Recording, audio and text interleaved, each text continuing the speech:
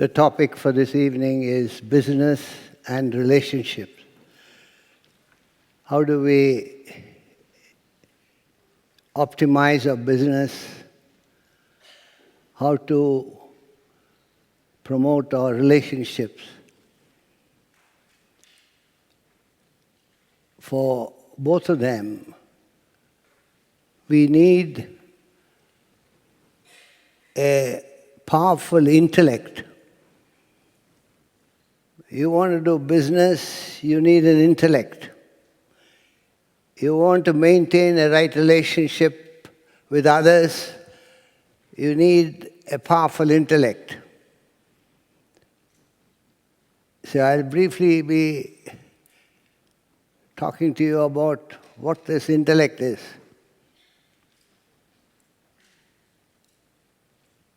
Now, friends, a human being is constituted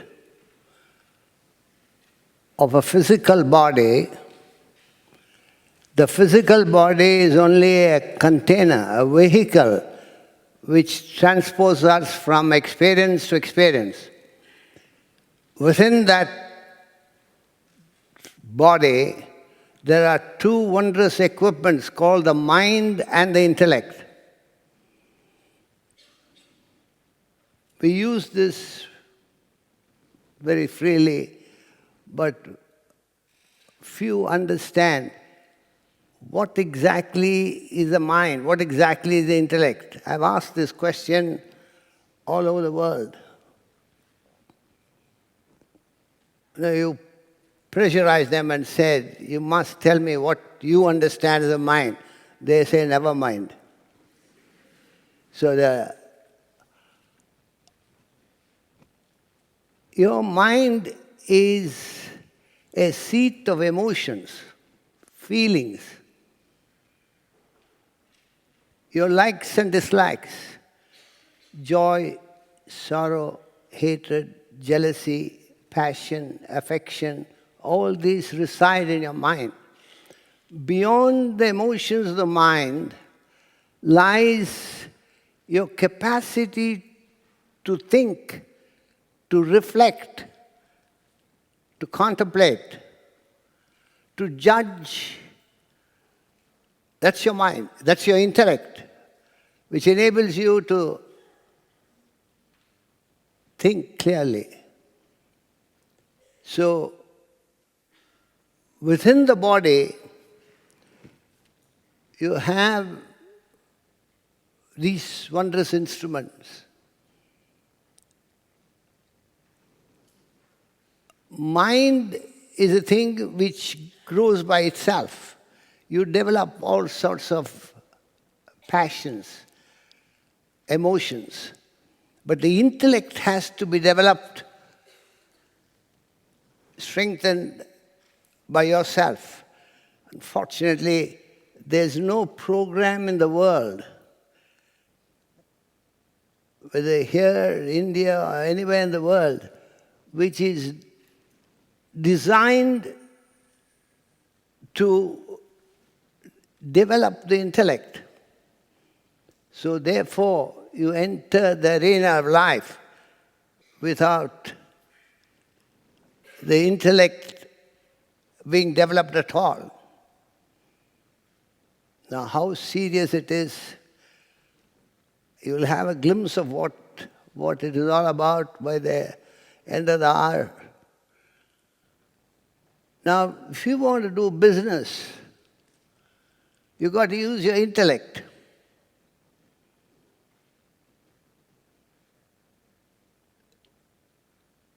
Today,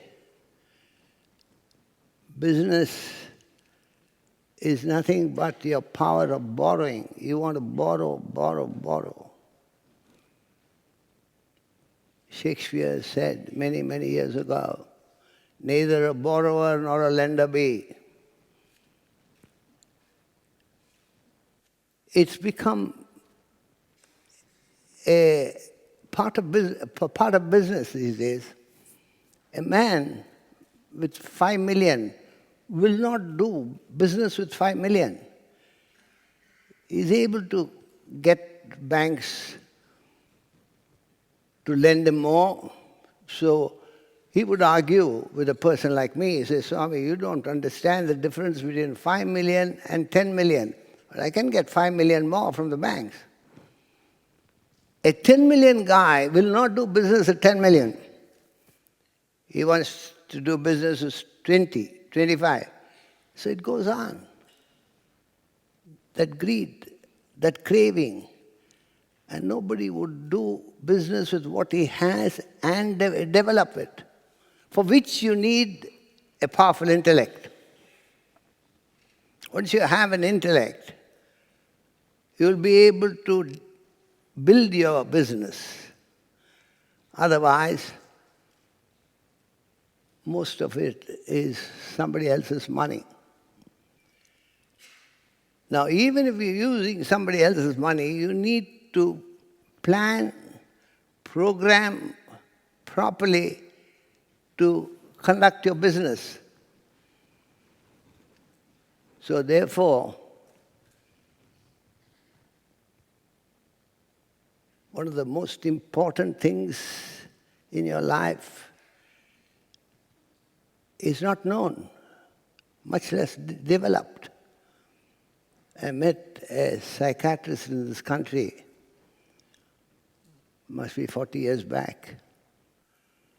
I had no psychic problems. But he was, he had a patient who happened to know me, and I was introduced to him. He's one of the leading psychiatrists in the world. He's written a book that he signed and gave it to me.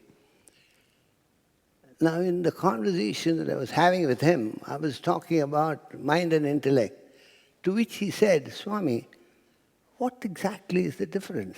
Is there a difference between mind and intellect? A psychiatrist, a world-renowned psychiatrist, is not sure what the difference is. If he is not sure, I don't think any one of you will be clear what exactly it is. I'm not trying to make you scholars. I want you to understand the basic difference, because without an intellect, we're worse than an animal. An animal has no intellect, but it is provided by nature how to get on in life. Have you ever come across a zebra or an impala which is overweight, underweight? It's provided by nature, certain discipline it follows. But a man needs to be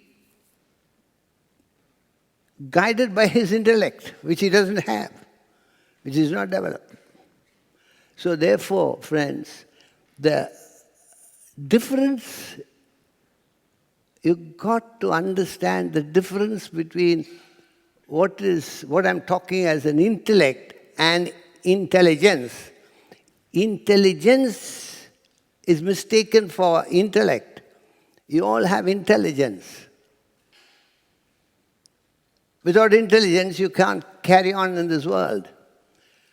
But to have an intellect, you've got to exert, you've got to put in your own effort. Intelligence is knowledge, information acquired from external agencies. You acquire information, knowledge from schools and universities, by which you make a living. You go to a medical school, you get the knowledge of medicine, you make a living. You go to an engineering school, you get the knowledge of engineering, you make a living. But that doesn't develop the intellect. Any amount of intelligence is unrelated to your capacity to think clearly. And there is no place in the world today I have investigated to collaborate with them where the intellect could be developed.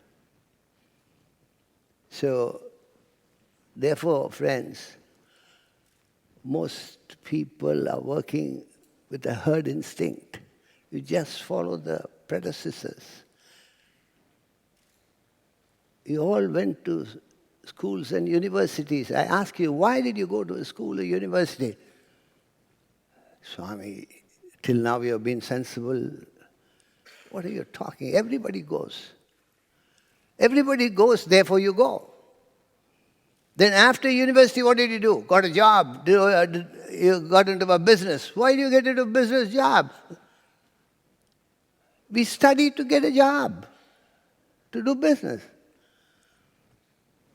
Then what did you do? I got married. Why did you get married? Of course, everybody gets married, Swami. Don't you know? Then got children. Why? Everybody gets children. Herd instinct. You follow the herd. I'm not saying it's wrong, but there is no thinking on your part at all. So, intelligence you get from external agency. Intellect you have to develop yourself. There are two disciplines that you have to follow if you want to develop the intellect. Number one, never accept anything for granted. Number two, question everything. Never accept anything for granted, question everything. This should have started at the age of 9. Now it's too late. You can forget that. Now then you may ask me, why are you talking to us? For your sake of your children. You are lost. I know you're lost. One look at you, I know you're lost. Why do you come here at all for these lectures? Because you're lost.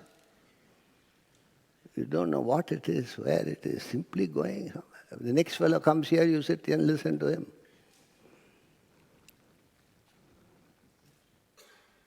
Mechanical routine, existence.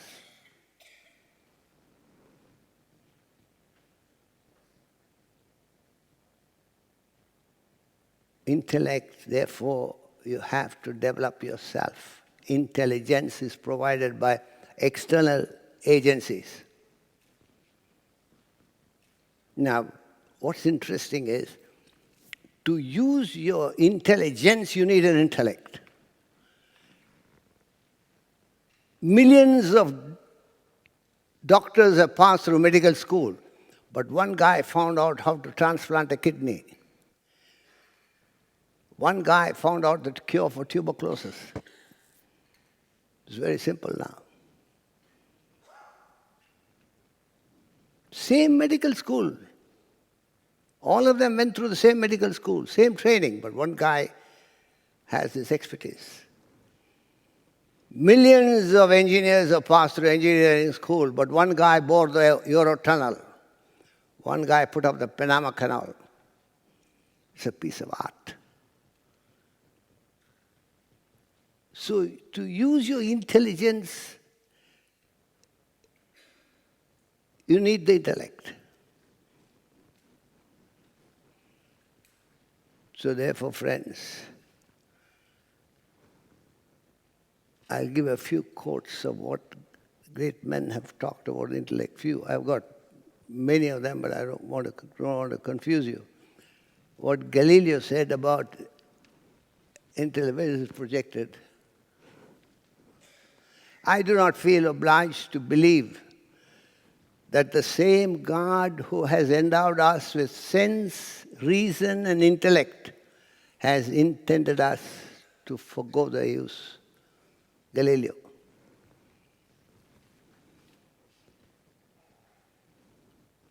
Author Schopenhauer says, intellect is invisible to the man who has none. That is the problem. I can talk for hours and hours, you don't know what I'm talking. Because you need an intellect to detect it, to understand what I'm talking.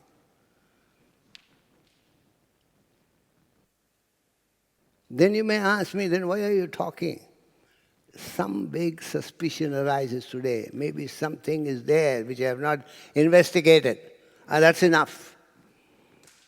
Now, once you develop the intellect, as far as business is concerned, you would have the initiative to work. Otherwise, people are driven all over the world. By incentives, there's hardly any initiative to work. Nobody's interested in work.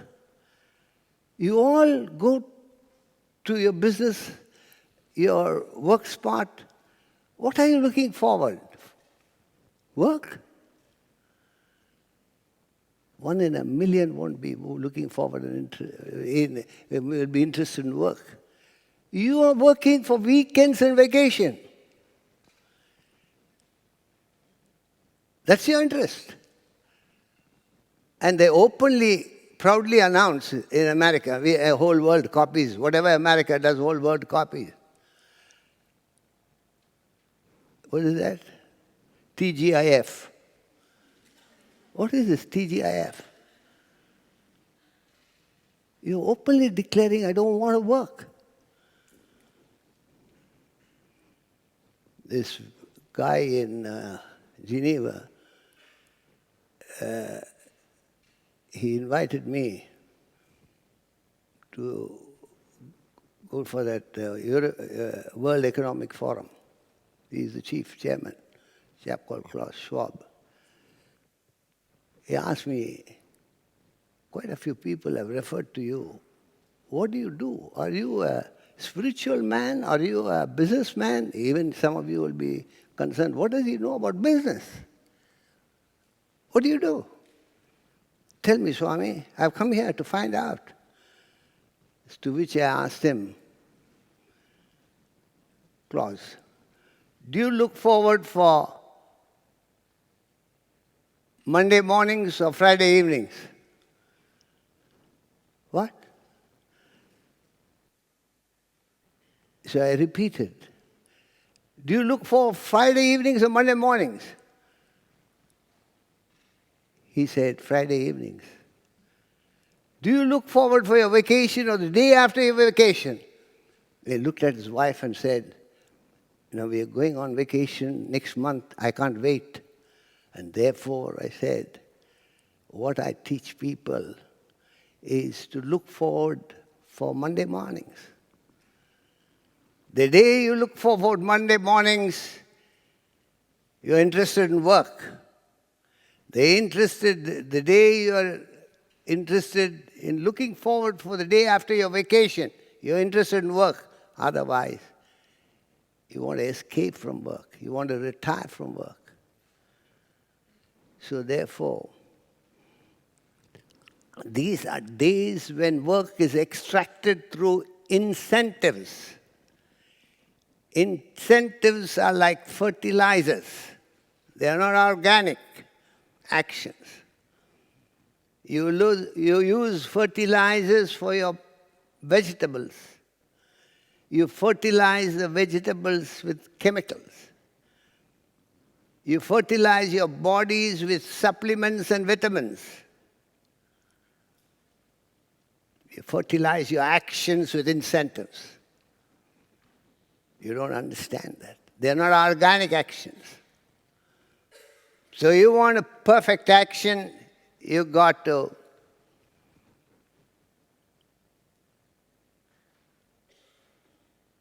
be free from incentives. There must be initiative to work. An enthusiasm to work.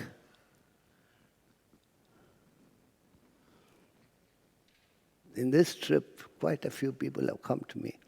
Swamiji, I worked for 20 years. Now I'm thinking of retiring. Retiring? Why do you want to retire?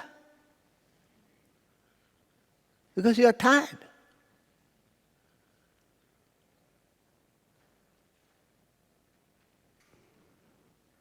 That capacity to work indefinitely.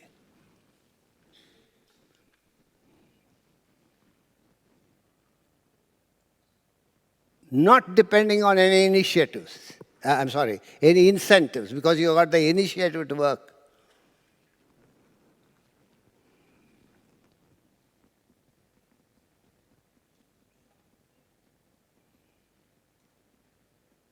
A mother with a newborn babe and a nurse.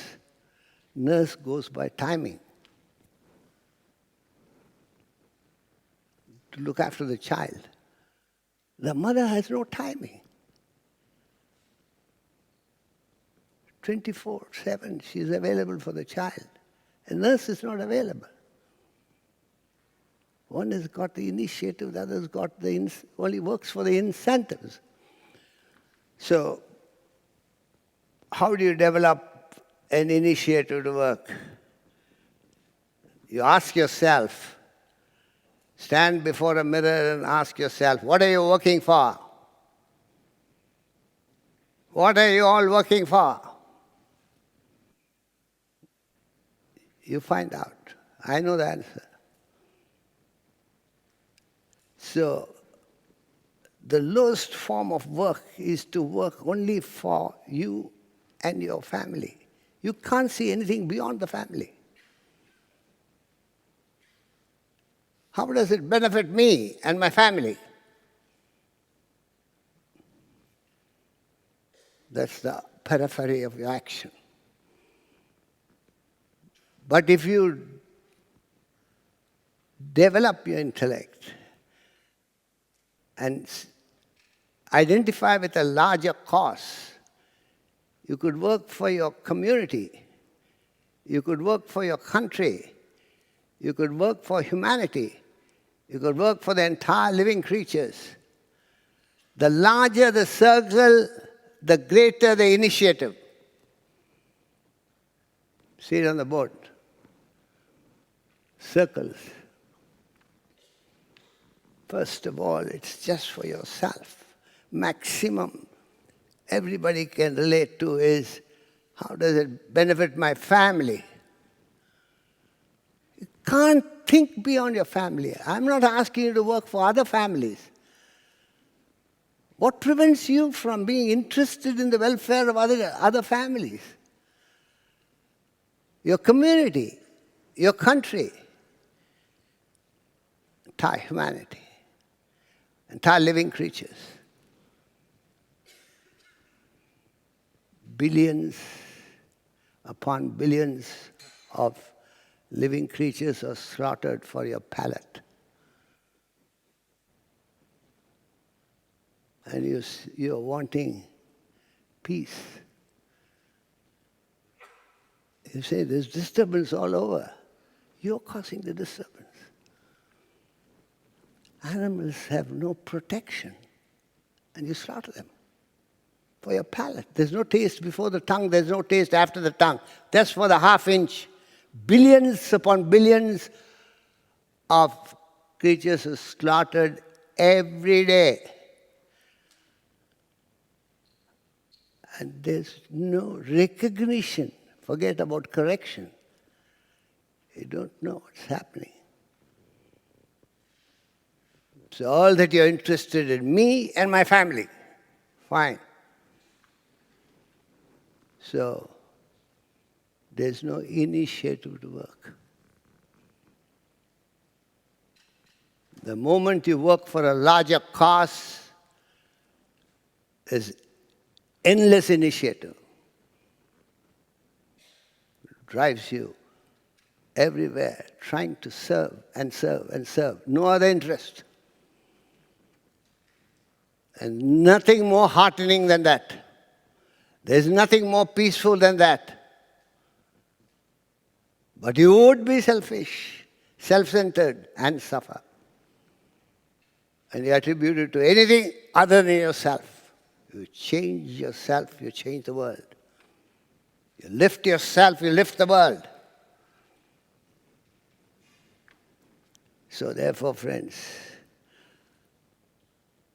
as far as your business is concerned, there are 3 disciplines you have to follow to be successful in your business. Business means you're doing business to be successful. And what is success?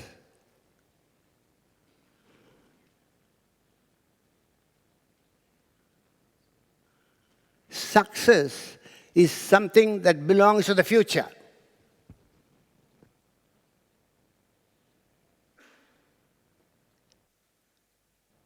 It's an effect.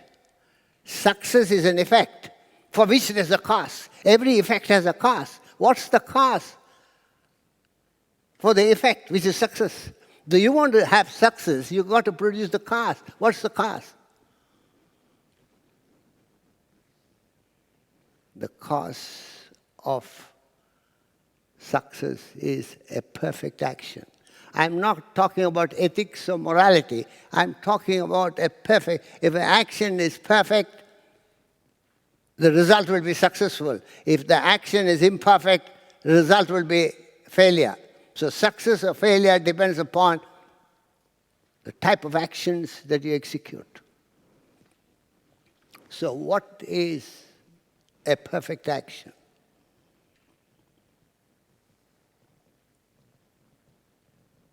A perfect action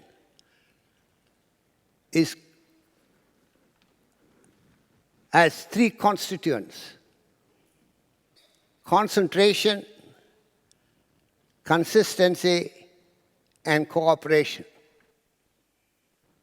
If you have all three, you will be successful in any field. 3 C's lead to success: concentration, consistency, and cooperation. So what is concentration?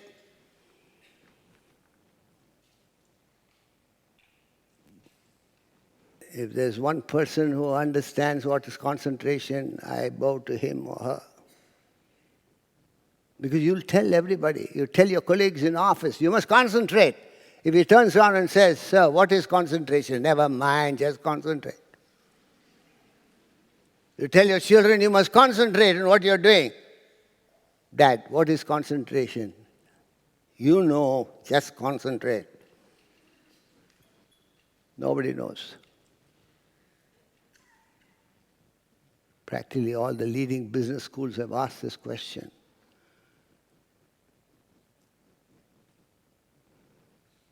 I remember one lecture they asked me to talk on the secret of success.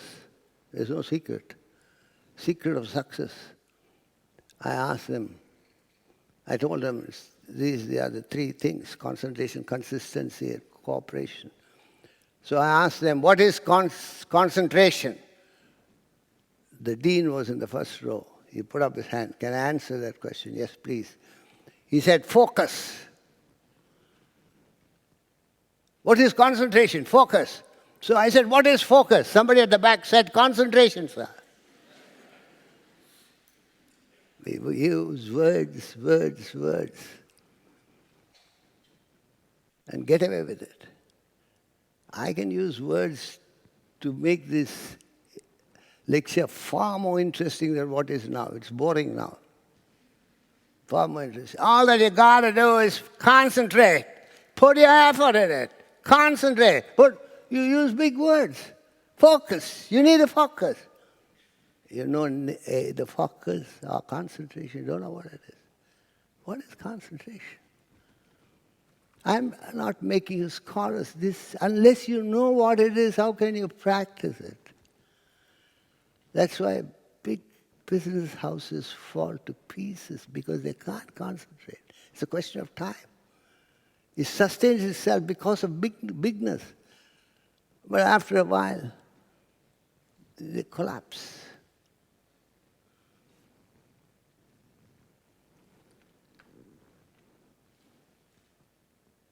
It's your mind that slips into the past or the future.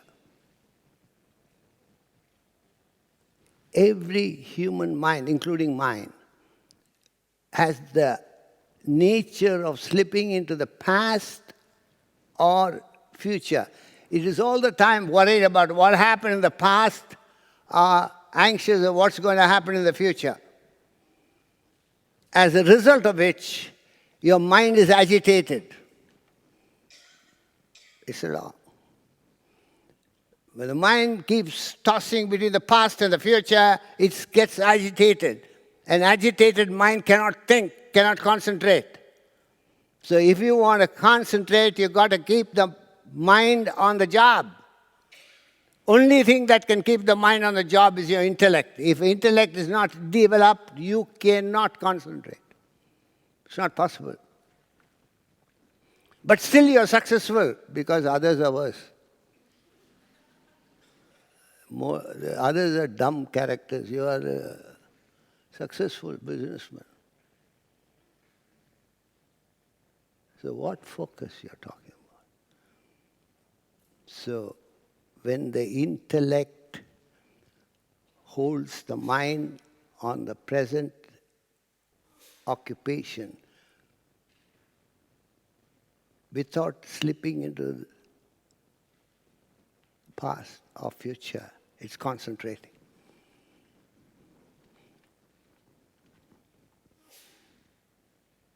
Consistency of purpose. Next thing is, you've got to be consistent to be, actions to be effective. If a sportsman, if a tennis player like Djokovic plays tennis 1 month, golf another month, football a third month, you and I can beat him. He must be consistent in what he's doing.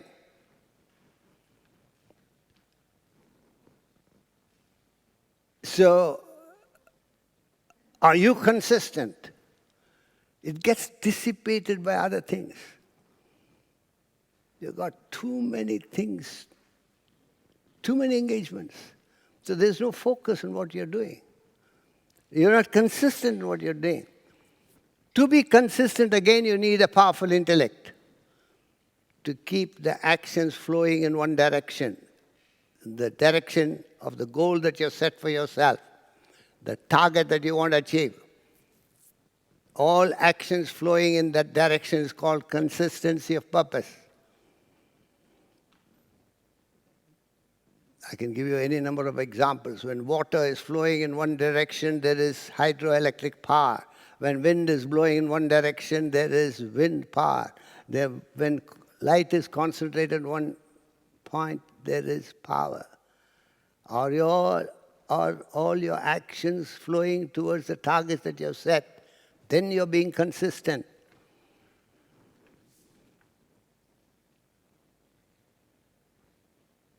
So you got concentration, you got consistency in business. The third point is a spirit of cooperative endeavor. So cooperation. The management should not feel they're doing a favor to the labor, and the labor should not feel that they are doing a favor to the management. The management cannot achieve what they are achieving without the cooperation of the labor. And the labor can't achieve anything without the know-how and the finance of the management. So each must understand the other. There must be a spirit of understanding, that is cooperation. So if you practice all three, concentration, consistency, and cooperation, you can achieve anything.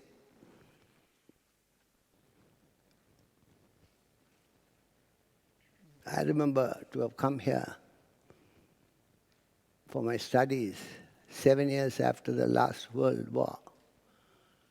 7 years, there were bomb sites and bomb sites everywhere.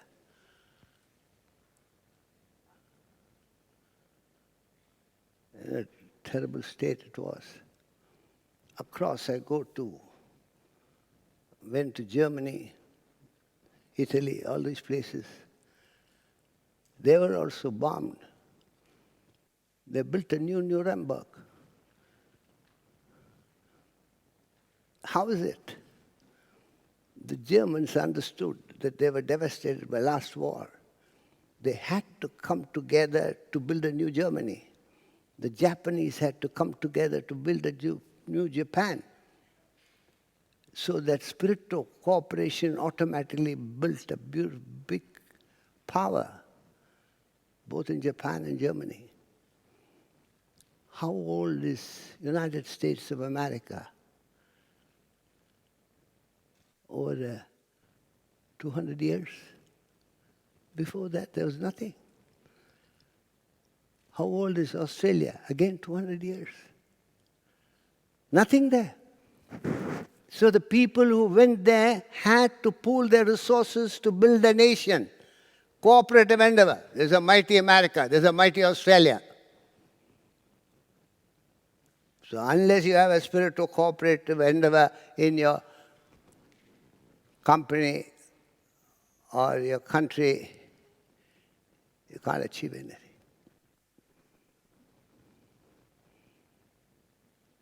So now, this is as far as business, as far as relationships are concerned.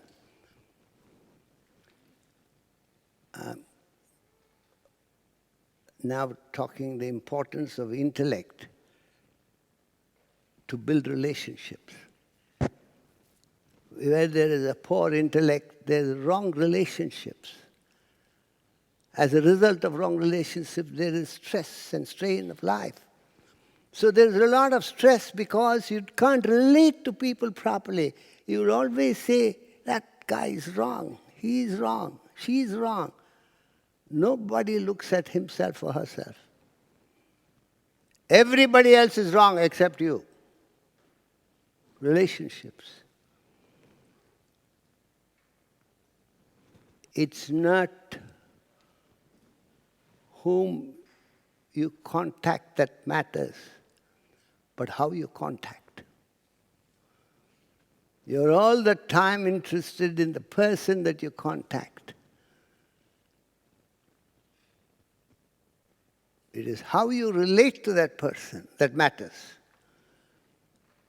And you need an intellect to relate properly. So, a boy went up to Socrates, the Greek philosopher, and said, "Sir, I've decided to get married. I want your advice."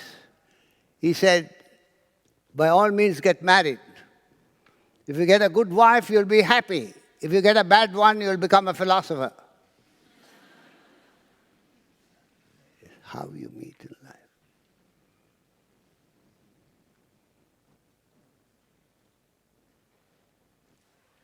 So,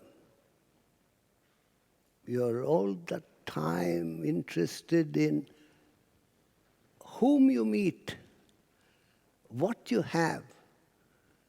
If I have this much of wealth, I'll be secure, Swamiji. Nobody is secure by amassing wealth. It's not the quantum. It's how you relate to it. And you have not learned how to relate to it. Therefore you suffer. A man picks up a cigarette and smokes. He finds great pleasure in it. Another person detests smoke, can't stand smoke. Cigarette being the same produces pleasure to one, pain to another. How about that? Same cigarette. A man goes to a lawyer to divorce his wife. Another man is desperately waiting to marry the same lady. It's happening all the time. It's not in the lady, it's not in the cigarette. It's how you contact, how you relate to it. You don't know the art of right relationship because you don't have an intellect. It's not your fault. You've not developed an intellect. Therefore, you can't relate to the world. And therefore, you suffer. And blame the world. Oh, it's terribly hot today. It's cold. You can't understand winter will be cold. Summer will be hot. My wife is an irritable person. That's it. Understand that. Where's the problem? The beauty of the summer is its heat. The beauty of the winter is its cold. The beauty of my wife is her irritability. Whenever she screams, that's my wife. What a beauty. What a beauty. But don't say it loud. You'll be in trouble. Just understand. Just understand. So therefore, it's not whom you meet, what you meet in life that matters. All your lifetime, you're only trying to find the right person to live with. You're trying to set up a quantum of wealth to be comfortable, there is no possibility at all. By these two methods, you cannot find peace and happiness. You can have them, but you will not find peace. Find out from statistics. So therefore, friends, set your relationships right. Now, I'll give a few tips how to set your relationships. See, number one, you got to assess the world. You got to have an intellect. Now I'm lending my intellect to you. With this, you can try it out. You got to assess the world. Assessment is not sitting in judgment of others. What type of a husband do I have? What type of a wife do I have? What type of children do I have? What type of an environment do I have? A person here in this country, in this city, has a beautiful house. I said, you have a lovely house. I admire your house. Swami, yes, I've got a beautiful house, but my neighbor is a terrible fellow. You're concentrating on a neighbor. He wants to quit that house, his own house, because his neighbor. Use earplugs, man. So, there's no such thing as a heaven here. You can't find. It's how you contact it. Assess the world. And therefore, you will know how to conduct yourself when you've assessed. The moment the summer is hot, you'll understand summer is hot. Winter is cold.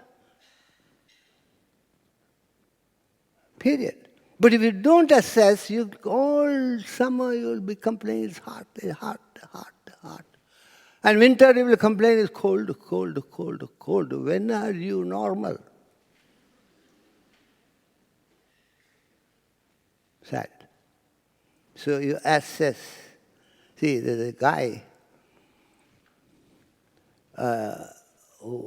husband and wife, they're living for husband and wife for 25 years. They've been living like that. The lady constantly complains, my husband starts drinking. He's not a drunkard, he just drinks, that's it. Every drinking person is not a drunkard. So she was complaining. Every time. They call me for a meal, and they complain. I listen to it. Now I'm immune to that problems. So one day I caught him alone. I went there, she had gone to purchase something, caught him alone. I said, listen, why are you teasing your wife, man? All the time she's complaining, drinking. Swami, I will not lie to you. I don't drink like that. When I come back, he runs a big factory, you know. When I come back from my factory, sometimes I'm tired. Maybe twice a week, I just sit down and have a glass of scotch. It soothes me. I just have a glass. But this lady comes and sits next to me and chews my head. You're drinking. I have 2 more pegs and forget about it. I don't hear her talk. He's drinking because of her, and she's saying he's drinking. Assess. My husband needs a little drinks. He drinks a little. I'm not asking you to let him do what he likes, but each one has got his freedom. Have elbow room. So, I said, this is assessment. Even among your children, one son will be like this, another son will be another way. Assessment. So whatever you can do to correct it is all right, but ultimately he or she will be what she is. He is. So therefore, you have to in life you have to assess everything in the world. What type of a partner I have, what type of a family I have, what type of a neighbor I have, what type of government I'm living in, etc. So, then you know how to relate. A tiger is ferocious. A deer is meek and mild. So when you go to the zoo, you will pat a deer. You won't pat a tiger. If you had patted a tiger, you won't be sitting here. This is an assessment. It's ferocious. You admire the tiger, beautiful lines it has, everything is beautiful, but you will not go near. So there are tigers among men and women. There are wolves among men and women. Keep the distance. Go near, they'll bite you. So therefore, assessment is one of the most important things. Second is no confrontation. At any cost, if you confront, you're in trouble. I don't agree with you. You shut up, I shut up, nobody shuts up. Confrontation, let them say, you need two hands to make a noise. One hand cannot make a noise. Let them say let him say what he likes. No confrontation. There's a fellow came from Germany. Somebody who happened to know me suggested that he goes to me. He comes to me for advice. I said, he phoned me from Germany. He said, I want to meet you. I said, where are you? He said, Germany. Oh, okay, you can come. I gave him a time and he came. And I sat down and asked him, what's your problem? Swami, we are 20 years married. My wife and myself. Everything was fine. Now it is rocking. The marriage is rocking. I don't know what it is. Marriage is rocking, he says. Is on the rocks. So I said, what happened? And then he gave me 1, 2, 3, 4. I was listening to him. In literally 5 minutes, I knew what is the problem. But if I had intercepted, he'll think I'm not listening to him. Poor fellows come all the way from Europe, So I had to painfully listen for 45 minutes. I knew what is coming, but I had to listen to the guy. So then he got exhausted and said, what do I do with a woman like this? He gave a narration, 7 items, 1, 2, 3, 4, 5, he did this. And then he said, what do you do with a woman like that? I would divorce, I said. What? Swami, I come all the way from Germany to you and then you say divorce. I would have done it there. Yes, of course you do it there, not here. I didn't ask you to come. You came. You asked me, this is my advice. No, Swami, please. Then he became a little tame, because he wasted so much time and effort, So he said, I tell you, number 1, you said this? Yes. And she's wrong. No, I can see she's very wrong. You're right. Number 2, you said that? Yes. She's wrong. You're right. Number 3, she's wrong. You're right. Number 4, 7. Then he got very impressed that I've been listening to him. He thought I switched off. Yes. All the 7 things or 700 things, you're right and she's wrong. How can you get on with a person like that? Then what do I do? From now on, you must entertain the thought that you perhaps could go wrong. And she could perhaps be right. Just entertain the thought. Maybe I'm wrong. Maybe she's right. Maybe I'm wrong. Just entertain the thought, because now you are 100% sure. I'm right, she's wrong. I'm right, she's wrong. Now you've got to entertain this thought. Number 2, no confrontation. Whatever she says, just shut up. No confrontation inside also. Inside you're boiling and outside you're... Let her say what she likes. So, no confrontation. Only these two, yes. You follow these two. If you have any problems, you call me.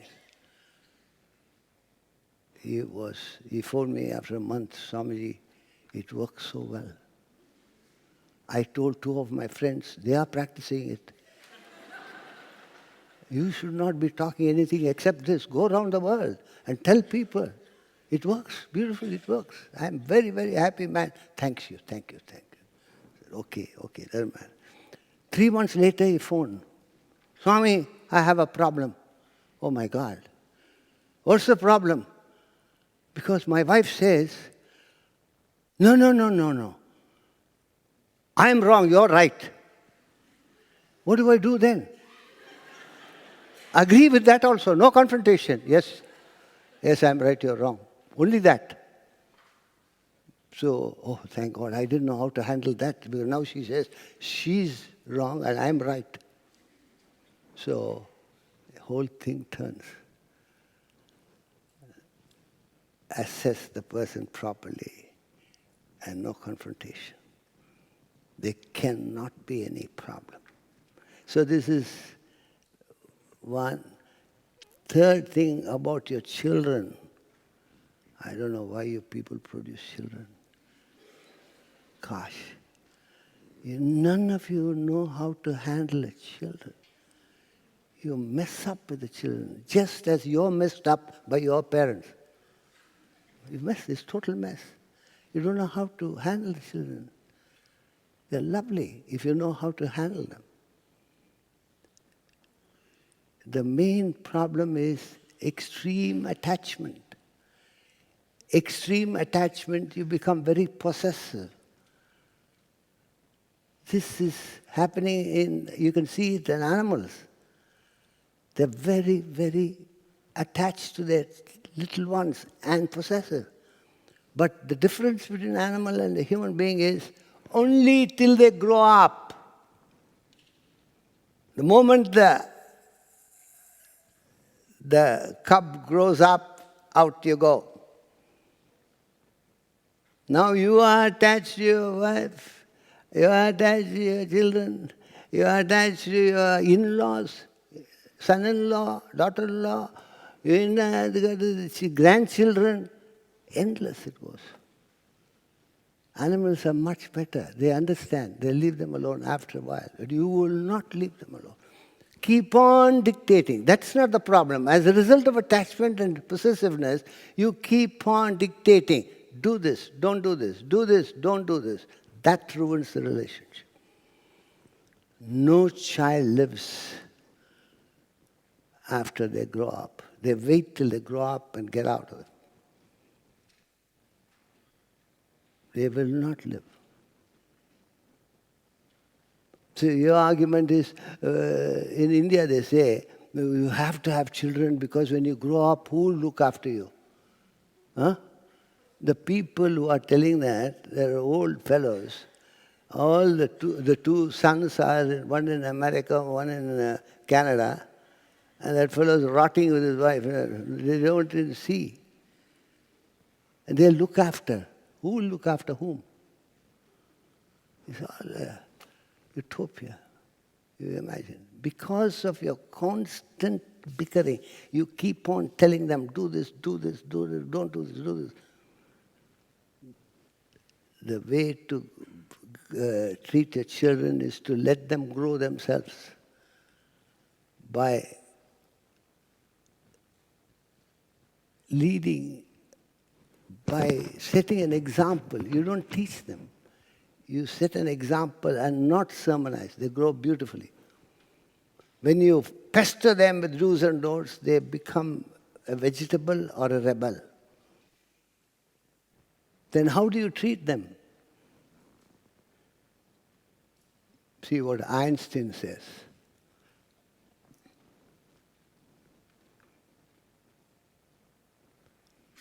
Setting an example is not the main means of influencing others, children, but it's the only means.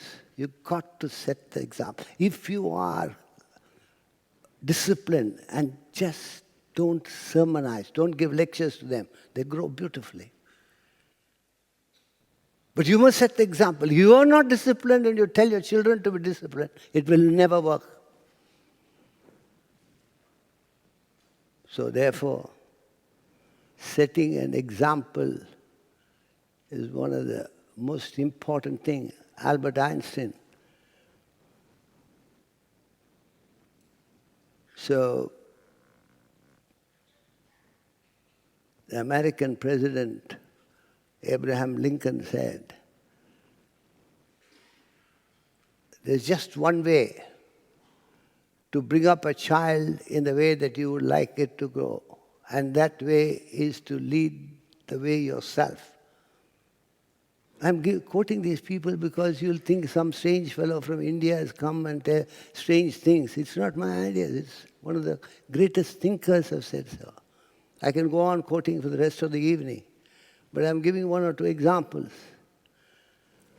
So, how to set relationship right? Assessment, no confrontation. As far as the children are concerned, set an example and don't sermonize. You don't set an example and sermonize. It's a disaster. Totally. Then, how to relate? One last thing. How to relate to the world. You must develop the attitude of giving, not taking. All the time you are thinking of what can I grab from the society. When I come here, I'm giving this talk. It's not the talk that matters. Many people would say, he's been there. In fact, you probably had the screen there telling you what all he did, what all. It means nothing. I'm not being falsely modest. It's not what I do that matters, but how I do it. It's not what you do in life that matters, but how you do it. I could be lecturing. I could be talking to you with an idea of getting some mileage out of you. I want to get name, fame, power, money, whatever. But the other way of functioning in the same classroom, is there something I can do to you? You may not need my help, but I'm offering the help. So therefore, attitude should be to give, not to take. As soon as there is a discount, all of you rush. Sale, sale, sale. You are sold. Why are you rushing? Because there's sale. No, in Helsinki, I was gone there for my lectures. So there, I had two of my students, two young girls with me, who showed me across the window, Swami, look at that window, huge big window. It says 60% discount. And they were selling stationery, which we need. So these two girls who were with me, they said, Swami, can we go and purchase something? I said, sure, you buy what you like, 60% discount. I said, would you like to come with us? That blunder they made. They took me, just opposite the hotel. Went there. And they grabbed this, grabbed that. Then there were two piles. Say, look at this, Swami, such a useful thing. We can use it, such a beautiful thing. Two piles. And they're rushing and collecting and putting on the table there, two piles. So I was sitting and talking to the lady who owns that shop, elderly lady, sitting and talking. He said, can I talk to you? She said, yes. What can I do for you? He said, I want to talk to you about the discount. You want to talk to me about discount? Do you see the board? 60% discount. You want more discount? I just want to talk to you about the discount. What do you want to talk about discount? 60% there. $40 struck off, put $12, or whatever it is. I'm not calculating properly. It's struck off, 60% discount is showing. All the items. And these girls were so excited, so the two heaps there. I said, I would like to pay that price. Oh, I'm sorry. You have not understood. That is the original price. This is the new price. And you have to pay this price only. That has nothing to do with you. Because it is already there. We struck it off and showed you. 60% discount. Yes, I understand that. But would you allow me to pay that original price? What original price? I got confused. What original price are you talking? That original price that you have marked. You want to pay that price? She almost asked me, are you all right? I said, yes. No, if you want to pay, it's okay with me. But I don't know why you want to pay. I'll tell you why I want to pay. You kept this for 6 months, 1 year. You can't sell it. And therefore, you're giving a discount. But we find it very useful. And I want to thank you for keeping it for 6 months. So I want to pay the original price. Sir, I don't understand you. You want me to mark that price? I'll mark it. And she marked that price. These two girls came triumphantly. See, we got all this. And then they saw the bill. They got a shock. So what are you charging us for the original price?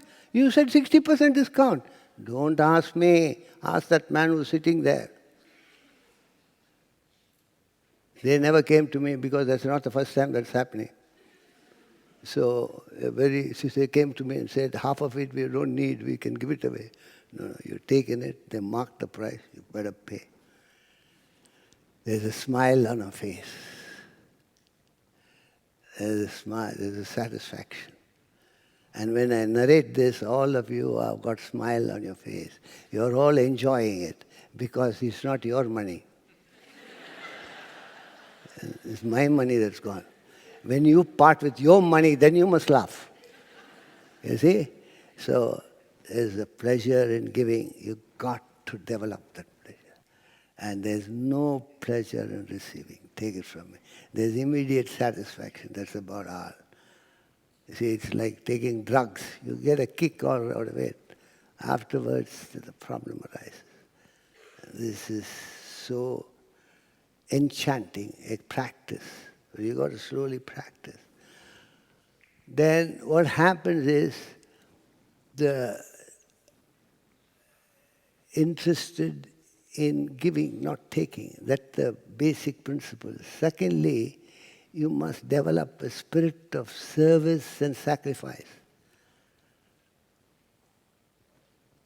Any situation, anywhere, can I be of some service to you? You don't have to announce it. You see, when you open the door, you say, après-vous, after you. That is service. You don't jump on each other. Extend it. Only human beings can do it. If you have 2 dogs in the house, one big one and one small one, and bring the food in one plate, they are so friendly, so happy with each other, they're playing about. When the food comes in one plate, the bigger dog says, "Ah." Smaller dog waits. Till it finishes, it will not come near. So therefore, it doesn't understand after you.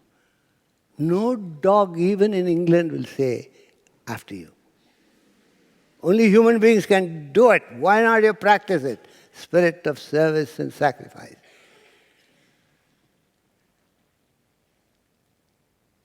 So once you learn that, any society that's built on duties, you should think in terms of what is my duty, what is my responsibility. I'm married. What is my duty to my wife? What is my responsibility? No rights, only duties. Any society that's built on duties flourishes. Any society that's built on rights perishes. It's a law. And every society thinks in terms of grabbing others, grabbing others, grabbing others. It's a shame. A spirit of service and sacrifice, you flourish. One last thing is, any relationship should be built on love, not attachment. What you call as love is nothing but attachment. Parents say that we love our children. There's attachment. Husband says he loves his wife. Wife says he loves her husband. It's attachment. You've got to know the difference. Love binds. Attachment repels. It's a law. In India, many families, I find husband and wife, they invite me, they don't talk to each other. Husband and wife don't talk to each other. And the husband goes from Mumbai to Delhi on an official trip, and the first thing he does is punch the phone and say, I've reached. And she says, how sad. Put the phone down, hoping that it won't reach. They don't talk to each other, but when he goes, they talk. You find out, any one of you, whether you talk or not, the moment one of you go out, I've reached. How are you? How are the children? Few minutes back you were there with them. How can they go wrong? Even the immigration, I have this all the time. People are saying, how are you? How are you? I turn around and say, is anybody unwell? Mind your business. Just to have some fun, entertain myself. Because you will ask, how do you manage to travel all this time? Because I constantly entertain myself. So the front fellow also, yes, how are the children? How are they? 10 minutes back, they left the house. Are they in the ICU? So anyway, constant attachment. What is the difference between love and attachment? You see the equation. Love plus selfishness equals attachment. Attachment minus selfishness is pure love. Selfish. My child, my husband, my wife, my house, my money. I'm not saying you should not give it away, but why do you have that minus in everything? You plant that minus, that gives you the aches and pains. Rebels. Love binds. Therefore, your home should be the center and not the boundary of your affection. Your home should be the center and not the boundary of your affection. And any relationship, marriage is like a temple standing on two pillars. Marriage is a temple standing on two pillars. If they come too close to each other, the temple will topple. That's what happens. Suffocatingly close attachment. So you need an intellect to do proper business. You need an intellect to set your relationships right. So there are ways and means of developing the intellect. People in the counter will tell you how to do it. And get on to it. Thank you very much.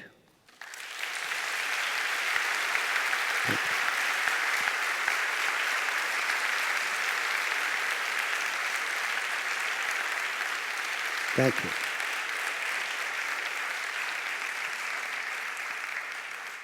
Thank you. Thank you. Thank you, Swamiji. If you could please